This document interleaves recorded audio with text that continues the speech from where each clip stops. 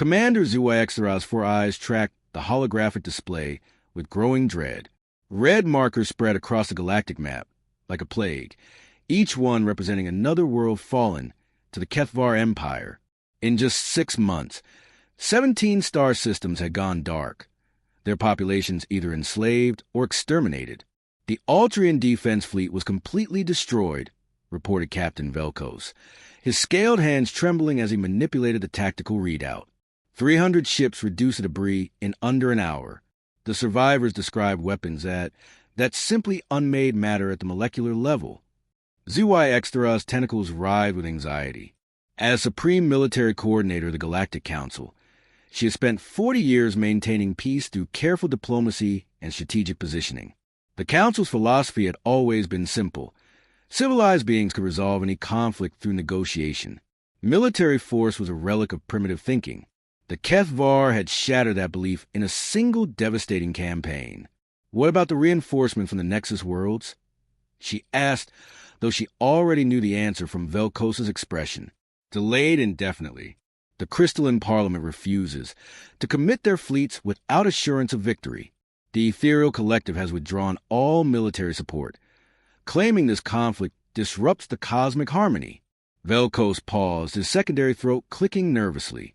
They're abandoning us, Commander. The war room fell silent, except for the steady hum of the space station's engines. Through the massive viewport, ZYX could see the emergency evacuation ships streaming away from the inner rim worlds. Millions of refugees fleeing their homes, carrying whatever they could salvage from civilizations built over millennia. Show me the tactical analysis of their fleet composition, she ordered. The hologram shifted, displaying the sleek, predatory shapes of Kethvar warships. Each vessel bristled with weapons that defied conventional physics, energy cannons that could crack planetary crusts, shield disruptors that rendered traditional defenses useless, and something their scientists called existence erasers that left empty space where matter once existed. Their technology is beyond anything in our databases. Velkos continued. Intelligence suggests they've been developing these weapons in secret for centuries, perhaps millennia. Their entire culture is built around conquest and domination. They don't want territory or resources. They want slaves and the satisfaction of watching civilized worlds burn. ZYX studied the data, her mind racing through possibilities. The Council combined military might included over 10,000 ships from 37 different species. But they were exploration vessels and peacekeeping craft, designed for scientific research and diplomatic missions. Against the Kethvar's purpose-built war machines, they might as well be throwing stones at armored giants. What about the archive? She asked suddenly. Have we searched the historical databases for anything that might help? We've consulted every military record going back 5,000 years, replied Lieutenant Hesvar from her position at the research station. But, Commander, our history is one of peace and cooperation.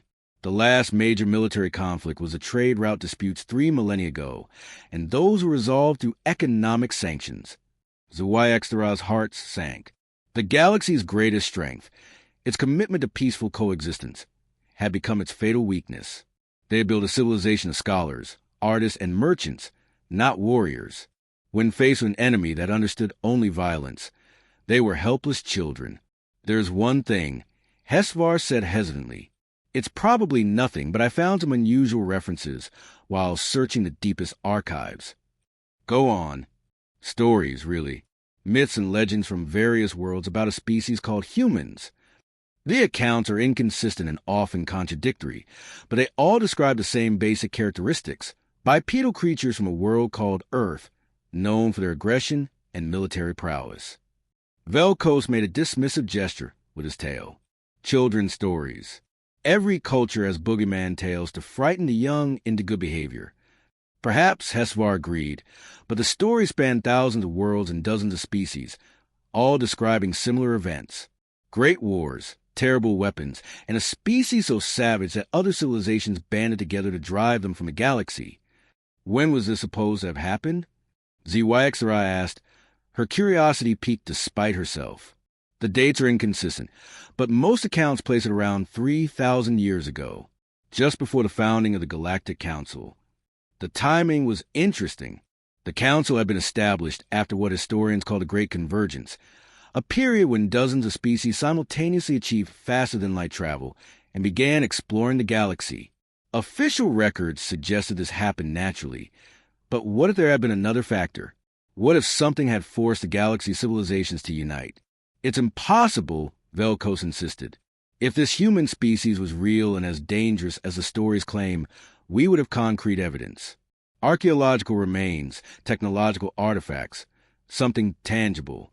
Before HFY could respond, alarms began blaring throughout the command center. The holographic display erupted with new contacts, dozens of massive energy signatures emerging from hyperspace at the edge of the system. HFY attack fleet detected, shouted the sensor operator. Estimated strength, 200 capital ships approaching on attack vector. ZYX felt her blood turn to ice. This was supposed to be a secure sector, protected by overlapping defense networks and hidden bases. If the HFY had found them here, nowhere in the galaxy was safe. All ships to battle stations, she ordered, knowing it was futile. Prepare for evacuation of critical personnel. As she watched the enemy fleet advance with inexorable precision, ZYX found herself thinking about those ancient stories. Perhaps Velkos was right. Perhaps humans were nothing but legends, fairy tales told around dying fires. But as death approached on ships of living metal and malevolent energy, she almost wished those savage warriors were real. The galaxy needed monsters of its own to fight the monsters at its door. The first wave of HFY missiles struck the outer defense platforms with surgical precision. ZYX watched helplessly as installations that had taken decades to construct vanished in brilliant flashes of exotic energy. Each explosion represented hundreds of lives lost and irreplaceable technology destroyed. Defensive Line 7 has fallen, reported Commander Nashtar from his position at the tactical station. They're punching through our formations like we're not even there. The main display showed the battle in stark, unforgiving detail. The Council ships, elegant vessels designed for exploration and diplomacy, were being systematically annihilated by the HFY war machines. The enemy moved with predatory grace, their formations flowing like liquid death through space. "Sir," called out Lieutenant HFY, her voice barely audible above the chaos. "I'm detecting unusual energy signatures on long-range sensors." "Unless it's reinforcements, I don't want to hear it," ZYX snapped, immediately regretting her harsh tone. None of this was the young officer's fault.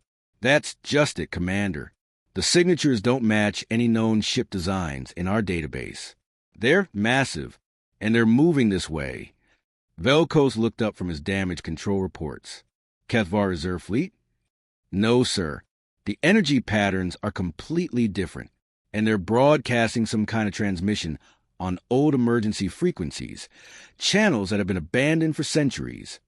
Despite the desperate situation, ZYX felt a spark of curiosity. Put it through.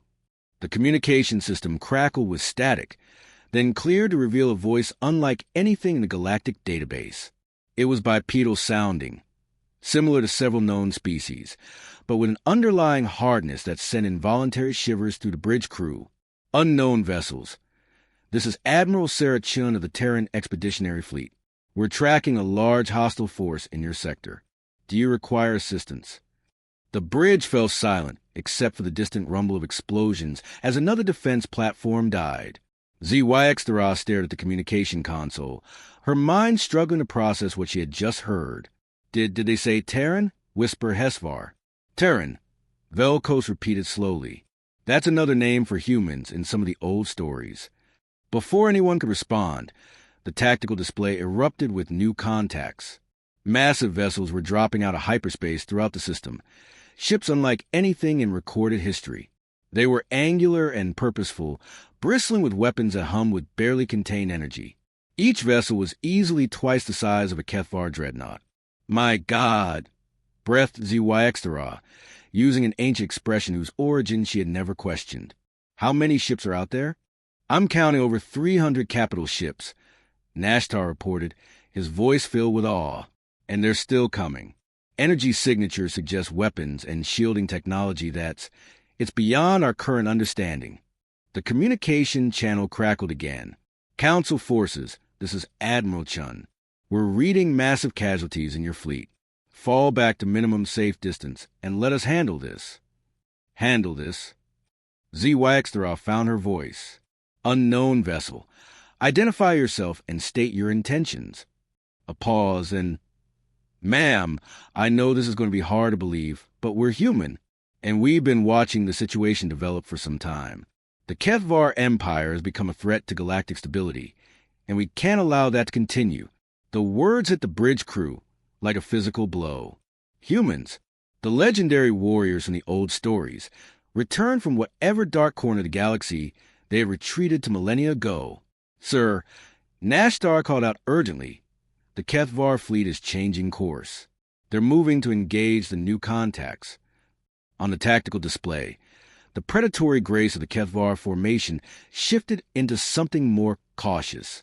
Their ships spread into defensive positions, energy signatures spiking as they charged their most powerful weapons. The human fleet responded with terrifying efficiency. The massive vessels moved with surprising speed and coordination, their formations flowing like a school of metallic fish through the void. As they closed the enemy, weapon systems that had been dormant for 3,000 years came online with deadly purpose. All Council ships, clear the engagement zone immediately, came Admiral Chen's voice. Things are about to get very loud. The first exchange of fire lit up space like a newborn star. Kethvar energy beams, weapons that carved through Council shields like paper, struck the human vessels and splashed harmlessly against barriers that shimmered with impossible energies. In response, the human ships unleashed hell itself. Streams of coherent plasma carved through Kethvar hulls, while kinetic projectiles traveling at significant fractions of light speed punched through armor that had seemed invincible. Exotic weapons, things with names like quantum disruptors and dimensional shears, began systematically dismantling the enemy fleet. This is impossible, Velkos whispered. The Kethvar Empire has conquered 17 star systems in 6 months. Their technology is centuries ahead of anything we possess. Not centuries ahead of them, ZYXTHRA said quietly, watching as another group of Kethvar ships vanished in coordinated explosions. We've been looking at this wrong. We assumed the Kethvar were more advanced than us, but what if they're just more advanced than we became? What if we stopped advancing? Because we didn't need to. The implications were staggering. While the galaxy had spent 3 millennia building a civilization based on peace and cooperation, somewhere out in the dark between the stars, humanity had continued to evolve. They had maintained their edge, kept their weapons sharp, remained ready for the day when diplomacy would fail, and only force could preserve what was worth preserving. The Kethvar fleet is retreating. Nashtar reported with disbelief. They're actually running. But the human fleet wasn't content to simply drive off the invaders. Their ships pursued with relentless determination, their weapons reaching out across impossible distances to cripple fleeing vessels. This wasn't just a battle, it was a statement, a declaration that humanity had returned to reclaim their place in the galaxy. As the last Kethvar ship was destroyed or driven from the system, Admiral Chen's voice came through the speakers again. Council forces, this is Admiral Chen. Threat neutralized. Request permission to come aboard your command ship. We have a lot to discuss. Admiral Sarachin materialized on a transport pad in a cascade of blue energy, and ZYXTHRA felt her breath catch. The human was smaller than the legend suggested, barely reaching chest height on most galactic species. But there was something about her presence that filled the room. She moved with fluid precision, her pale eyes taking in every detail of the council chamber with calculating intelligence. Admiral Chun, ZYXTHRA said, inclining her head in formal greeting. On behalf of the Galactic Council, I thank you for your intervention. Commander ZYXTHRA, Chin replied, her voice carrying that same hard edge they had heard over the communication system. Though I should point out that intervention implies we had a choice. The Kethvar Empire represents an existential threat to every sentient species in this galaxy. We couldn't allow them to continue their expansion. Velko stepped forward, his scales rippling with nervous energy. Admiral, if I may ask, where have your people been? According to our historical records, humans disappeared from the galaxy over 3,000 years ago. Chen's expression remained neutral, but ZYXTHRA caught a flicker of something deeper in her eyes. Pain, perhaps, or regret. We never left, Chen said simply. We were asked to leave. The words hung in the air like an accusation. HFY consulted her data pad quickly. Admiral, our records indicate that humans were, that there were conflicts. Conflicts. Chen repeated the word with bitter amusement. Is that what your histories call them? The Terran Alliance wars? The extinction campaigns? The systematic attempt to wipe humanity from existence because we were too savage, too violent, too dangerous for your civilized galaxy. ZYXDRA felt her tentacles coil with discomfort. The official history spoke of the Great Convergence as a peaceful unification of species, but Chen's words suggested a darker truth. Admiral, I think there may be some misunderstanding. No misunderstanding, Chen interrupted. 37 species joined together in what you call the Grand Alliance. Their goal was simple: eliminate humanity before we could threaten galactic peace. They succeeded in a way. We lost 98% of our population in the wars that followed. Entire worlds burned. Billions died. The bridge crew exchanged uncomfortable glances. This wasn't the sanitized version of history. They had learned. Captain Velkos cleared his throat nervously. But your people survived. How? The lucky few escaped the galactic rim. We found worlds in the dark spaces between spiral arms, harsh places where no one else wanted to live. We built new colonies, hidden from sensors, protected by the empty void. Chen's expression hardened. And we prepared. Prepared for what? ZYXDRA asked, though she suspected she knew the answer. For the day when the galaxy's peaceful philosophy would prove inadequate against a real threat. For the moment when civilized beings would need monsters to protect them from other monsters. The tactical display flickered to life, showing the wreckage of the Kethvar fleet. Debris fields stretched across thousands of kilometers, the remains of ships that had seemed invincible just hours before. We've been monitoring galactic communications for centuries, Chun continued, watching as your council grew complacent, as your military forces atrophied, as you convinced yourselves that war was a thing of the past. We saw the Kethvar Empire rising in the outer systems. We watched them develop their weapons, test their tactics on undefended worlds. And you did nothing?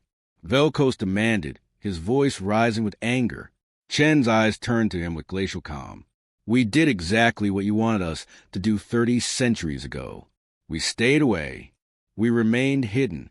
We let the civilized galaxy handle its own problems. She paused. Until it became clear that you couldn't. HFY stepped forward hesitantly. Admiral, our sensor readings suggest your fleet numbers in the thousands.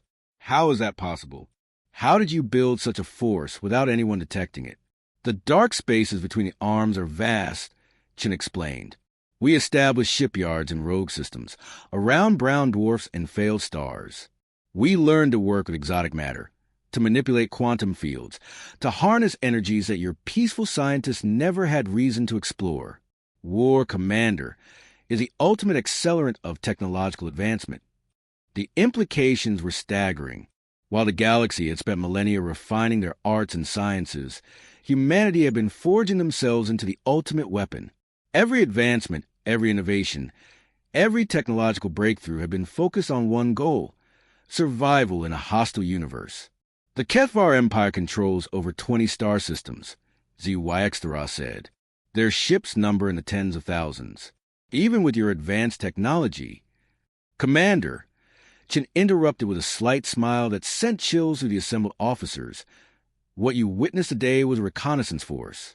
300 ships from our 7th fleet. We have 12 fleets, each more heavily armed than the last. The Kethvar Empire is about to learn why the galaxy spent so much effort trying to destroy us. The room fell silent as the magnitude of humanity's return sank in. ZYXDRA found herself thinking about the old stories, tales of savage warriors who knew only violence and destruction. But looking at Admiral Chun, she saw something more complex. This wasn't mindless aggression. This was focused purpose, honed by millennia preparation, and tempered by hard-won wisdom. What do you want from us? She asked finally. Nothing, Chen replied. We don't need your permission, your resources, or your approval. We're going to eliminate the Kethvar Empire because leaving them alive puts every sentient being in the galaxy at risk. What we offer you is a choice. What kind of choice? You can retreat to the inner systems, evacuate your populations, and wait for us to finish this war. Or you can help us rebuild a galaxy that understands the difference between peace and defenselessness. Chen's expression softened slightly. The universe is a dangerous place, Commander. It always has been. You can't wish that away with treaties and good intentions. Through the viewport, ZYX could see the human fleet reorganizing itself with mechanical precision. Thousands of ships moving in perfect coordination. Their weapons already turning toward the next target. The legends had returned, and they were everything the stories promised, and more. The galaxy was about to remember why it had once feared the darkness between the stars. 3 weeks after first contact, ZYX stood in the observation deck of the human dreadnought Retribution, watching the final assault on Kethvar Prime. The planet hung before them like a malevolent eye, its surface covered in the twisted spires and industrial complexes that had become the nightmare signature of the Empire's worlds. Impressive, isn't it? Admiral Chen appeared beside her, moving with that characteristic human silence that unnerved so many species. They built their entire civilization around conquest. Every structure, every technology, every cultural institution designed for war. ZYX studied the tactical displays surrounding them. The Kethvar had thrown everything into defending their homeworld. Orbital fortresses that bristle with reality-warping weapons. Fleets of ships emerging from hidden bases throughout the system. Even planetary defense systems that could reach into hyperspace itself. Against any conventional force, it would have been impregnable. How many ships do they have? She asked. Current count is approaching 50,000 vessels, replied Commander Zhang, Chen's tactical officer, plus static defenses that could probably hold off 100,000 conventional warships. He paused. Lucky for us, we stopped being conventional a long time ago. The human fleet had grown during their advance through Kethvar space. Ships emerged from the void like ghosts materializing from nightmares, vessels that had been hiding in dark nebulae and rogue systems for centuries, waiting for this moment.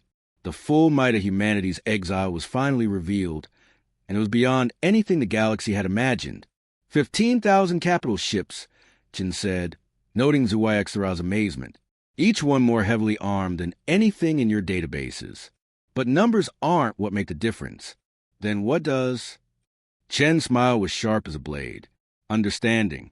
The Kethvar fight like conquerors. They use overwhelming weaker opponents through superior technology and brutal tactics. But we've fought enemies like that before. We know how predators think because we are predators. The communication system crackled to life. All ships. This is Admiral Harrison aboard the Prometheus. Phase 1 is complete. Kethvar reinforcement fleets have been eliminated, beginning orbital bombardment of planetary defenses. Through the observation windows, space erupted in a symphony of destruction. The human fleet had divided into specialized formations, each one designed for a specific aspect of the assault. Long-range artillery ships unleashed streams of exotic particles that carved through the Kethvar orbital fortresses like paper. Close assault vessels dove through defensive fire with impossible agility, their shields adapting to each new weapon they encountered. Their technology is impressive, ZYX observed, watching a Kethvar energy beam that could crack a moon bounce harmlessly off a human destroyer's barriers. But yours is clearly superior. How? 3,000 years of focused development, Chen replied. While your people built universities and art galleries, we built weapons labs and war colleges. While you study philosophy and poetry, we study death in all its myriad forms. Every advancement your civilization made in physics, chemistry, and engineering, we adapted for military purposes. A massive explosion lit up the planet's surface as one of the orbital defense platforms collapsed into its own gravity well. Chunks of metal and exotic matter rained down on the industrial complexes below, each impact releasing energies that would have powered entire star systems. There's something else, Zhang added quietly. Something the Kethvar never understood about humans. Which is, we don't just fight to win, Chen said, her voice carrying undertones that made ZYX's skin crawl. We fight to make sure our enemies can never threaten anyone again. The galaxy taught us that lesson very thoroughly. The tactical display shifted, showing the progress of ground forces that had somehow penetrated the planet's surface defenses. Human soldiers were moving through the Kethvar strongholds with methodical precision, dismantling military installations and capturing key leadership figures. "You're not killing them all?" ZYX-3 asked, surprised. "Genocide is inefficient," Chen replied matter-of-factly. "The Kethvar Empire exists because their culture glorifies conquest and domination. Remove those elements, re-educate the population, and redirect their technological capabilities toward peaceful purposes. In 50 years, they'll be contributing members of galactic society." The casual way she discussed reshaping an entire civilization sent chills through ZYX-3.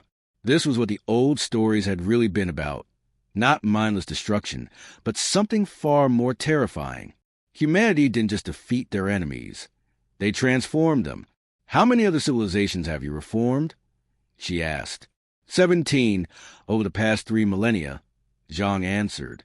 Pirates, raiders, various warlords who thought they could carve out empires in the dark spaces. Each one became something better after we were finished with them. The implications were staggering. While the Galactic Council had assumed humanity was extinct or hiding in exile, they had been building their own shadow civilization. Entire species that had been reformed, planets that had been terraformed, technologies that had been developed, all hidden from the galaxy's sensors by techniques the Council couldn't even detect. Phase 2 complete, came another report from the fleet. Planetary defenses eliminated, beginning precision strikes on military installations. On the surface of Kethvar Prime, pinpoints of light marked the locations where human weapons were surgically removing the Empire's war-making capability. Each strike was calculated with impossible precision, destroying weapons factories while leaving civilian areas untouched, eliminating command centers while preserving infrastructure, targeting military leaders while sparing their families. "This is how we wage war," Chen explained, noting ZYX-3's expression. "Total victory with minimal collateral damage. We learned the hard way that it's not enough to defeat your enemies. You have to give them something better to build in the ruins." "The galaxy didn't give you that chance," ZYX-3 said quietly. "No, they didn't, but we gave it to ourselves." Chen's expression softened slightly. "That's the difference between us and the Kethvar. They destroy because destruction is easy. We rebuild because reconstruction is necessary." As the last of the planetary defenses fell silent, ZYX-3 found herself looking at humanity with new eyes. The stories had been right about their military prowess, their technological advancement, their ability to wage war with terrifying efficiency. But they had missed the most important element: humanity's capacity to learn from their own near extinction and forge something better from the ashes. The galaxy was about to discover that the monsters they had driven into the darkness had returned as something far more dangerous than savage warriors. They had become teachers, and their first lesson was about to begin. 6 months after the fall of Kethvar Prime, ZYX-3 found herself in the rebuilt council chambers on Nexus Station, staring at a document that would reshape galactic civilization forever. The Terran Accords lay before her, their text glowing softly on the holographic display. Each word carefully chosen to balance hope with hard reality. "Article 7 still bothers me," admitted Counselor Velkos, his scales rippling with nervous energy. "Mandatory defense contributions from all member worlds. It feels too much like militarization." Admiral Chun, now serving as humanity's official representative to the Council, looked up from her data pad. "Counselor, with respect, hoping for peace while remaining defenseless is what allowed the Kethvar Empire to conquer 23 star systems before we intervened. The universe doesn't care about your good intentions." The debate had been raging for weeks. Humanity's return to the galactic community came with conditions: changes to the Council's structure that acknowledged the reality of threats beyond their borders. Some species embraced the reforms eagerly, having witnessed firsthand what happened to unprepared civilizations. Others resisted, clinging to the peaceful ideologies that had defined their cultures for millennia. "The Ethereal Collective has voted to withdraw from the Council entirely," reported Counselor Hesvar, now promoted to Chief Diplomatic Officer. "They claim that military cooperation violates their core principles of nonviolence." "Their choice," Chen replied without emotion. The new defense network, will protect them whether they participate or not. But they won't have a voice in how that protection is managed.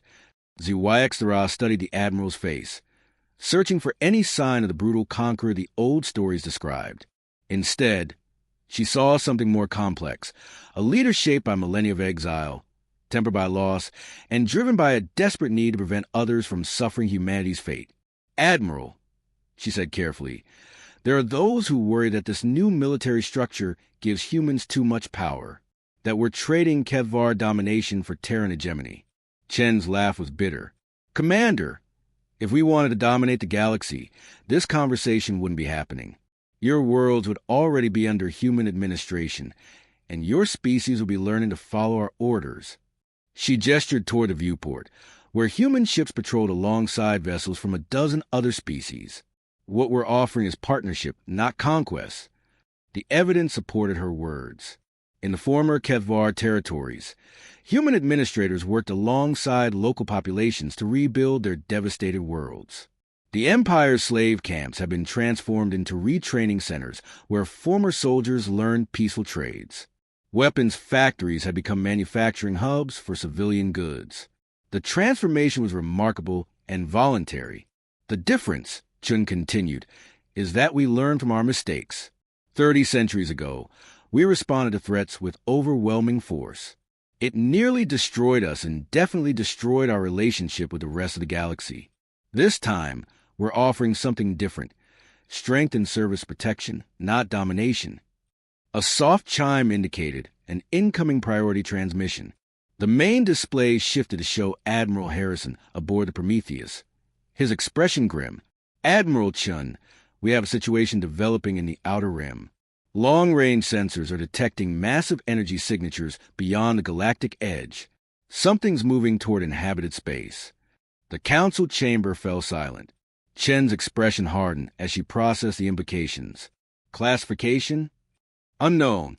The energy patterns don't match anything in our databases. Not Kefvar, not any known species. Whatever's coming, it's big. Preliminary estimates suggest a fleet numbering in the hundreds of thousands. ZYX felt her heart sink. Just as the galaxy was beginning to rebuild, another threat was emerging from the darkness. But as she looked around the chamber, she realized something had changed. The other counselors weren't showing the helpless panic that had characterized their response to the Kevvar crisis. Instead, they were looking at Admiral Chun with something approaching confidence. How long until they reach inhabited systems? Chun asked. At current velocity, approximately 18 months. But Admiral, there's something else. We're detecting response signatures from ships already in the outer systems. Human ships that aren't part of any registered fleet. Chen's smile was sharp and predatory. The Watchers. I was wondering when they'd reveal themselves. The Watchers? ZYX asked. Deep reconnaissance forces. Ships that have been monitoring the galaxy's borders for centuries, watching for exactly this kind of threat. They've been out there so long that most of them barely qualify as human anymore. Augmented, adapted, changed by their long exile in the void. Chun paused. But they're still loyal to the cause. The implications sent chills through the assembled counselors. Humanity's exile had been even more extensive than anyone realized. While their main fleets hid in the dark spaces between spiral arms, other forces had pushed even deeper into the unknown, standing watch against threats that might emerge in the galactic edge. Will they be enough? Asked Velkos. They'll buy us time, Jim replied. 18 months to prepare the galaxy's defenses, to coordinate our response, to get ready for whatever's coming. She stood, her movement commanding the attention of every being in the chamber. This is why the Accords are necessary. This is why every world needs to contribute to our common defense. The universe is vast and dangerous, and we can't afford to face it alone. One by one, the councils began accessing their voting interfaces. The debate that had raged for months was suddenly irrelevant in the face of this new threat. The galaxy needed unity, needed strength, needed the hard-won wisdom of a species that had learned to survive in the darkness. The Terran Accords are approved by unanimous vote, ZYX announced. May the galaxy never again face its enemies unprepared. As the session ended and the counselors dispersed to prepare their worlds for what was coming, Chin remained behind. She stood at the viewport, looking out at the stars with eyes that had seen too much war and too much loss. "Admiral," Ziwaxdara said quietly, "do you think we'll be ready in time?" Chen's reflection smiled back at her from the reinforced glass. "Commander, 3,000 years ago, the galaxy united to drive humanity into exile because they feared we were too dangerous to coexist with civilized beings. They were probably right." She turned, her pale eyes holding depths of knowledge that few beings could comprehend. "Let's see if they were dangerous enough." In the distance, beyond the edge of detection, ancient ships maintained their vigil in the void. The Watchers had stood guard for centuries, and now their watch was ending. But their sacrifice would give the galaxy time to remember what the old stories had tried to teach, that sometimes monsters were exactly what you needed to fight other monsters. The legends had returned, and the galaxy would never be the same.